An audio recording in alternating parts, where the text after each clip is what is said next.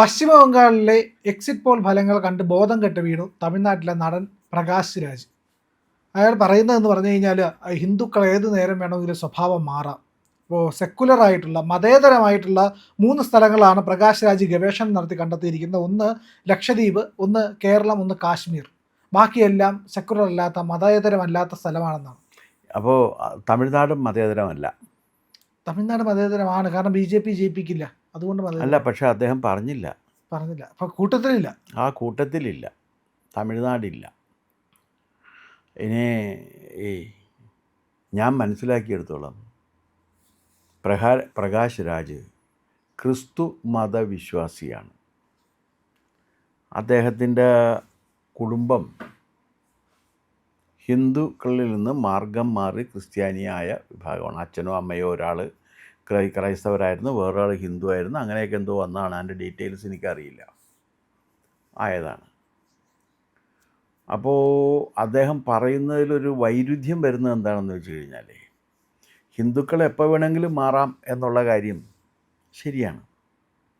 എന്താ കാര്യം എന്ന് വെച്ചാൽ, അങ്ങനെ എപ്പോൾ വേണമെങ്കിലും മാറാം ഹിന്ദുക്കൾ എന്നുകൊണ്ടാണല്ലോ അദ്ദേഹത്തിൻ്റെ പൂർവികർ ക്രിസ്തുമതം സ്വീകരിച്ചത്. ആണ്. പക്ഷേ അദ്ദേഹം അതിനകത്ത് വൈരുദ്ധ്യം വരുന്നത് എന്താണെന്ന് വെച്ചാൽ, അങ്ങനെ ക്രിസ്തു മതത്തിലേക്കും ഇസ്ലാം മതത്തിലേക്കും ഹിന്ദുക്കൾ പോയിക്കൊണ്ടേയിരിക്കണം. അതാണ്. അദ്ദേഹം ഒരു ഇവാഞ്ചലിക്കൽ ക്രിസ്ത്യാനിയാണ്. എന്നുവെച്ചാൽ ലോകം മുഴുവൻ ക്രിസ്തു മതത്തിൻ്റെ കീഴിൽ അമരണം എന്ന് ആഗ്രഹിക്കുന്ന ക്രിസ്ത്യാനിയാണ് അദ്ദേഹം.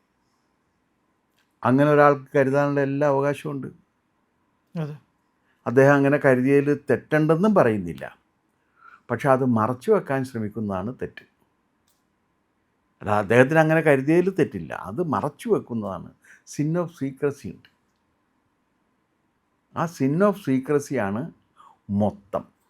ഇനി തിരിച്ചുള്ള ചോദ്യങ്ങളാണ് വരിക. അതെന്താണെന്ന് വെച്ച് കഴിഞ്ഞാൽ, ക്രിസ്തു മതം ഇതര മതങ്ങളെ അംഗീകരിക്കുന്നുണ്ടോ? അതാണ് ചോദ്യം.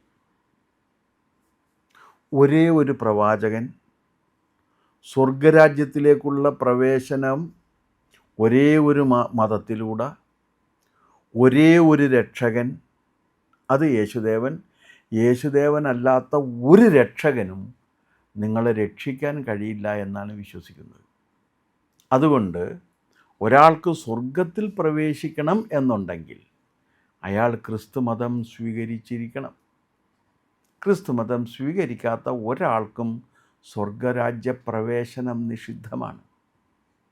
ഇത് മഹാത്മാഗാന്ധിയോട് പ്രകാശ് രാജിൻ്റെ പൂർവികരായിട്ടുള്ള വിദേശ മിഷണറിമാർ, അദ്ദേഹത്തിന് താല്പര്യം അതാണല്ലോ, വിദേശ മിഷണറിമാർ മഹാത്മാഗാന്ധിയോട് പറഞ്ഞാണ്, ഗാന്ധി കൊള്ളാം, നല്ല മനുഷ്യനൊക്കെയാണ്, പക്ഷേ സ്വർഗത്തിൽ പോകണമെങ്കിൽ ക്രിസ്ത്യാനിയാകണമെന്ന് ഗാന്ധിയോട് നേരിട്ട് പറഞ്ഞതായിട്ട് ഗാന്ധി റെക്കോർഡ് ചെയ്ത് വച്ചിട്ടുണ്ട്. ആ മതത്തിലാണ് അദ്ദേഹം വിശ്വസിക്കുകയും ആചരിക്കുകയും അത് പ്രചരിപ്പിക്കുകയും ചെയ്യുന്നത്. അതിനകത്ത് സെക്കുലറിസം ഉണ്ടോ? ഇല്ല. ക്രിസ്തുമതം എവിടെയാണ് ഇതര മതങ്ങൾക്ക് ക്രിസ്തുമതം പോലെ തന്നെ പ്രാമുഖ്യമുണ്ട് എന്ന് ക്രിസ്തുമതം എവിടെയെങ്കിലും പറഞ്ഞിട്ടുണ്ടോ? ഇല്ല. ഇനി ലോകത്ത് എവിടെയെങ്കിലും ക്രിസ്തുമതം പ്രചരിച്ചിട്ടുള്ളത് എങ്ങനെയാണ്? ആദിമ ക്രൈസ്തവർ വലിയ ത്യാഗം സഹിച്ചിട്ടുണ്ടെന്നൊക്കെ പറയാറുണ്ട്. രേഖകളൊക്കെ വളരെ കുറവാണ്. എന്തായാലും ശരിയാണ്, കോൺസ്റ്റന്റൈൻ ചക്രവർത്തി 6-ാം നൂറ്റാണ്ടിൽ ഔദ്യോഗിക മതമായി, രാഷ്ട്രമതമായി ക്രിസ്തുമതത്തെ പ്രഖ്യാപിക്കുകയും ആ ക്രിസ്തുമതത്തിൻ്റെ പ്രചാരണത്തിന് വേണ്ടി തൻ്റെ രാഷ്ട്രത്തിൻ്റെ സമ്പത്ത് വിനിയോഗിക്കുകയും അതിൻ്റെ അടിസ്ഥാനത്തിൽ വ്യാപകമായ മതപരിവർത്തനം നടത്തുകയും ചെയ്തപ്പോഴാണ് ക്രിസ്തുമതം പ്രചരിച്ചു തുടങ്ങിയത്, ഗ്രീസിലേക്ക് എത്തുന്നത്, പിന്നെ മറ്റു പല പ്രദേശങ്ങളിലേക്കും എത്തുന്നത്.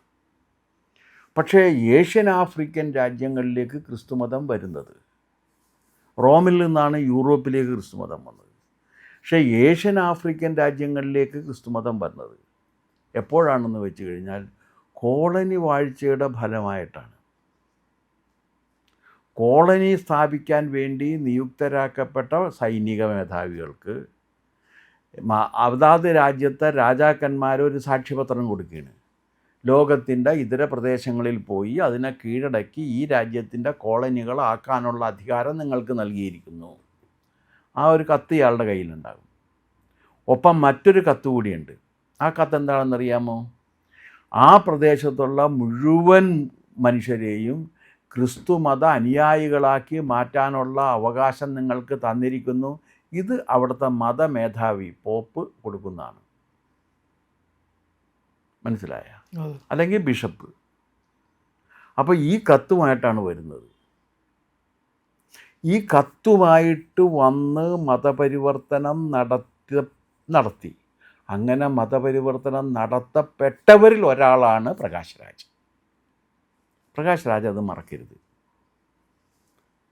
അങ്ങനെ മതപരിവർത്തനം ഇതാണ്.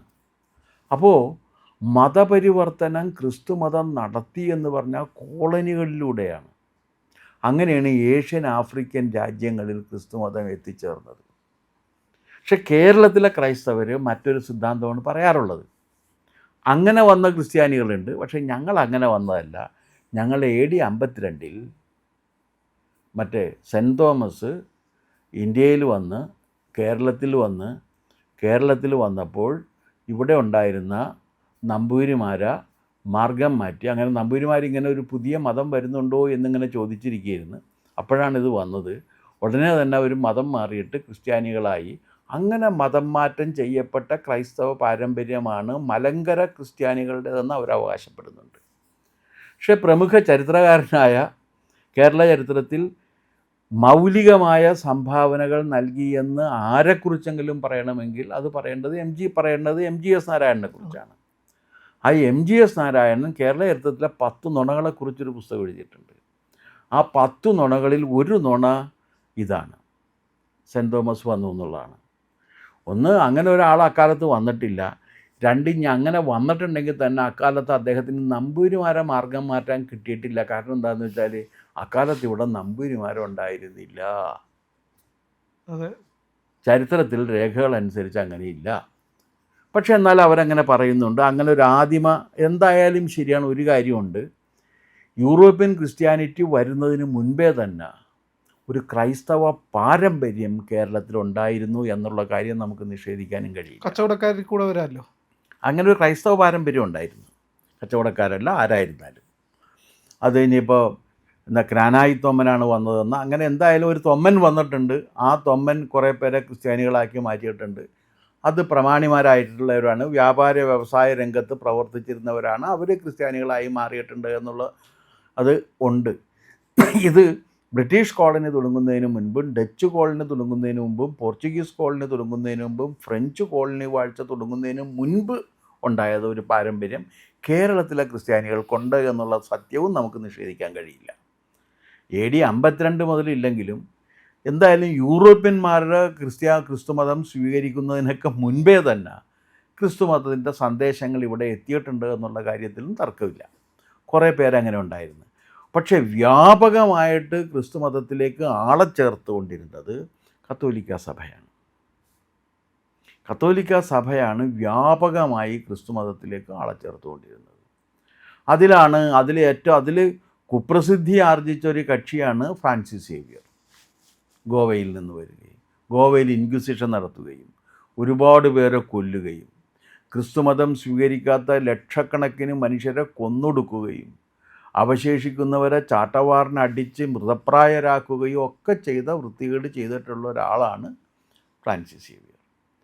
ഒരു കരണത്തടിച്ചാൽ മറുകരണവും കാണിച്ചു കൊടുക്കണം എന്നും സഹോദരനോട് അനന്തമായി ക്ഷമിക്കണം എന്നും വാളെടുക്കുന്നവൻ വാളാൽ തന്നെ ഒടുങ്ങപ്പെടും എന്നും ഒക്കെ പറഞ്ഞ യേശുദേവൻ്റെ പേരിൽ തൻ്റെ ഇംഗിതത്തിനനുസരിച്ച് മതം മാറാൻ വിസമ്മതിച്ചവരെ വെട്ടിക്കൊല്ലുകയും അവരെ നാട് കടത്തുകയും ഒക്കെ ചെയ്ത ഒരു മനുഷ്യന് വിശുദ്ധനാക്കി വെച്ച പാരമ്പര്യം കൂടി ഉണ്ട് എന്നുള്ള കാര്യം മറക്കരുത്. അല്ല, യേശു ജീവിച്ചിരുന്നെന്നുള്ളത് ഒരു തർക്കമായിട്ടുള്ള കാര്യമാണ്. അല്ല, യേശുദേവൻ്റെ കാര്യം വേറൊന്നാണ്.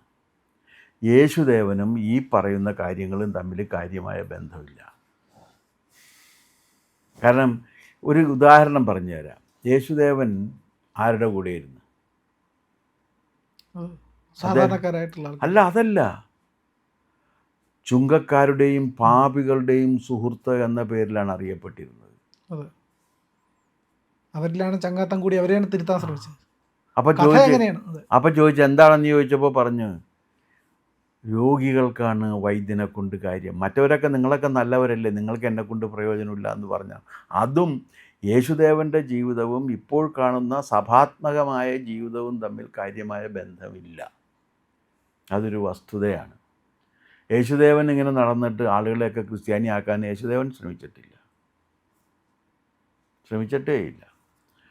ശിഷ്യന്മാരാണെന്നുണ്ടെങ്കിൽ കിട്ടിയ സന്ദർഭത്തിൽ ഗുരുവിന് ഒറ്റ കൊടുത്തിട്ടുണ്ട്. അത് വേറെ പ്രത്യേകത. അല്ല, അതല്ല, അതിൽ ഏറ്റവും ഭീകരമായിട്ടുള്ളതെന്ന് വെച്ചാൽ പത്രോസാണ്. ഈ പത്രോസിൻ്റെ ജീവിതം എന്ന് പറഞ്ഞാൽ, ഈ പത്രോസ് മുക്കുവനാണ്, നിരക്ഷരനായിരുന്നു. പത്രോസ് യേശുദേവനെ കാണുന്ന സമയത്ത് പത്രോസിൻ്റെ ഇറ്റിനറി പറഞ്ഞിട്ടുണ്ട്, സ്വത്തുവിവരത്തിൻ്റെ കണക്ക്: അപ്പൻ, അമ്മ, സഹോദരങ്ങൾ, വഞ്ചി, വല, അന്ന് പിടിച്ച മീൻ, ഇതാണ് സ്വത്തുവകകൾ. അത് ഉപേക്ഷിച്ചിട്ടാണ് ഞാൻ നിന്നെ മനുഷ്യനെ പിടിക്കുന്നവരാക്കാം എന്ന് പറഞ്ഞപ്പോഴേക്കും യേശുദേവൻ്റെ പിന്നാലെ പത്രോസ് പോകുന്നത്. കുറേ പോയി കഴിഞ്ഞപ്പോഴേക്കും മനുഷ്യരെ പിടിക്കാൻ പറ്റുന്നില്ല എന്ന് മാത്രമല്ല, മനുഷ്യരെ പിടിക്കുന്ന അവസ്ഥയെത്തി. അപ്പോഴാണ് ചോദിച്ചത്, നീ ആര്? നിന്നെക്കുറിച്ച് ആളുകൾ പലതും പറയുന്നു. അപ്പോൾ ചോദിച്ച്, നീ എന്ത് പറയുന്നു എന്ന് ചോദിച്ചു. അപ്പോഴാണ് പറയണത്, ജീവനുള്ള ദൈവത്തിൻ്റെ പുത്രനായ ക്രിസ്തു എന്ന് പറയുന്നത്. അപ്പോൾ പറയുന്നുണ്ട്, അവസാനം വരെ സഹിക്കുന്നവനെ രക്ഷപ്പെടൂ. സഹനത്തിന് പരിധിയില്ല, അവസാനം വരെ സഹിക്കണം. ആ സഹനമാണ് ഇദ്ദേഹത്തിൻ്റെ ജീവിത ലക്ഷ്യമായി യേശുദേവൻ പറഞ്ഞത്. അദ്ദേഹത്തിന് ഈ പറഞ്ഞ സൗഭാഗ്യങ്ങളൊന്നും ഉണ്ടായിരുന്നില്ല. അതിൻ്റെ നേരെ ഓപ്പോസിറ്റാണ് പ്രകാശ് രാജ്. അപ്പോൾ അദ്ദേഹത്തിന് തലയിൽ മുൾക്കിരീടവും കുടിക്കാൻ കയ്പുനീരും ചുമക്കാൻ തൻ്റെ ശരീരത്തിനേക്കാൾ ഇരട്ടി ഭാരമുള്ള മരക്കുരിശും സഞ്ചരിക്കാൻ നിമ്നോന്നതമായ വഴികളുമാണ് ഉണ്ടായിരുന്നത്. ആ യേശുദേവൻ്റെ പേരിൽ ഈ പ്രകാശ് രാജക്ക അറിയപ്പെടുന്നു എന്ന് പറയുമ്പോൾ അവർക്കോ ലേശം പോലും ഉളുപ്പില്ല എന്നുള്ളതിൻ്റെ പേരിൽ സഹതപിക്കാൻ പോലും കഴിയില്ല. യേശുദേവനോടെ കിടക്കുന്ന ഇവരൊക്കെ അവിടെ കിടക്കുന്നത്. യേശുദേവൻ്റെ ജീവിതവും സഭയുടെ ജീവിതവും തമ്മിൽ എന്ത് ബന്ധം? ഈ സഹോദരനോട് എത്ര വട്ടം ക്ഷമിക്കണം എന്ന് ചോദിച്ചപ്പോൾ 70 വട്ടം അനന്തമായി ക്ഷമിക്കണമെന്നാണ് പറഞ്ഞത്. കർദിനാളിനോട് ക്ഷമിക്കാൻ കഴിയാത്ത അച്ഛന്മാരുള്ള സഭയാണ്, ഇല്ലേ? അപ്പം അതുകൊണ്ട് ആ സഭയുടെ ആത്മശുദ്ധിയിൽ അഭിമാനിക്കുന്ന മഹാനാണ് ആര്? പ്രകാശരാജ്. ഇനി അദ്ദേഹം പറഞ്ഞിരിക്കുന്ന സ്ഥലങ്ങൾ എവിടേക്കാണ്? ഒന്ന് കേരളം, ലക്ഷദ്വീപ്, ജമ്മു കാശ്മീർ. എന്താ കാര്യം എന്ന് വെച്ചാൽ, ഈ 3 പ്രദേശത്തും ന്യൂനപക്ഷ മതസ്വാധീനമുണ്ട്. ആ ന്യൂനപക്ഷ മതങ്ങളുടെ ആധിപത്യം വരുന്നതാണ് ജനാധിപത്യം എന്ന് കരുതുന്ന ഈ മൂഢനെക്കുറിച്ച് നമുക്ക് എന്ത് പറയാൻ കഴിയും?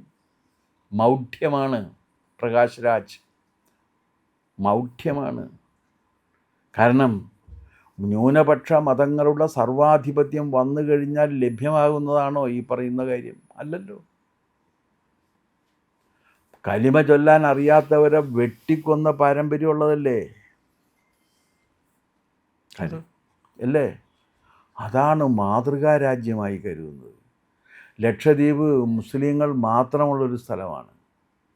പിന്നെ കേരളം മുസ്ലിം ക്രൈസ്തവ ഏകീകരണത്തിലൂടെ ഭരണം നിശ്ചയിക്കപ്പെടുന്നൊരു രാജ്യമാണ്.